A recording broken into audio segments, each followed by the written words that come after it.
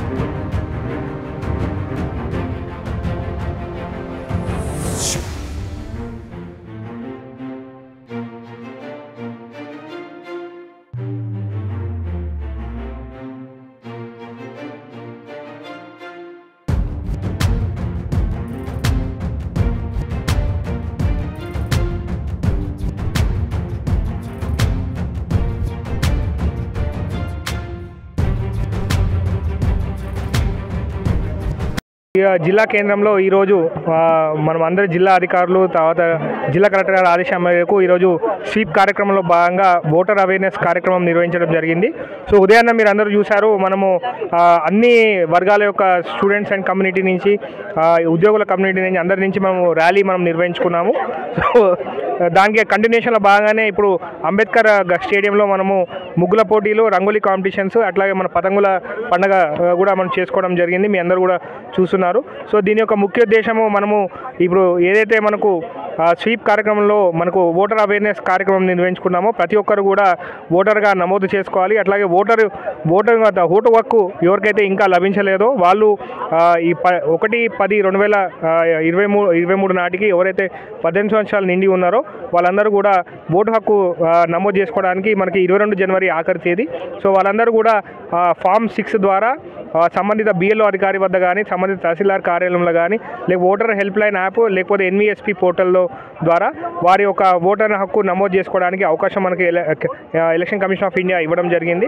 So కాబట్టి ఈ యొక్క అవకాశాన్ని అందరూ కూడా సద్వినియోగం చేసుకొని రానున్న పార్లమెంట్ ఎన్నికల్లో మరియు స్థానిక సంస్థల ఎన్నికలకు సంబంధించినటువంటి దాంట్లో తమ యొక్క అమూల్యమైన ఓటుని ప్రజాస్వామ్యంలో భాగంగా ఓటు హక్కు కల్పించుకొని మీరందరూ కూడా ప్రజలను భాగస్వాములు వాళ్ళు అవ్వాల్సిందిగా విజ్ఞప్తి చేస్తున్నాను. అట్లాగే ఫ్యూచర్ ఓటర్స్ ఎవరైతే ఉంటారో వారు కూడా ఈ కార్యక్రమంలో వాళ్ళు ముందు భాగస్వాములు అవుతారని చెప్పి నేను తెలియజేసుకుంటున్నాను.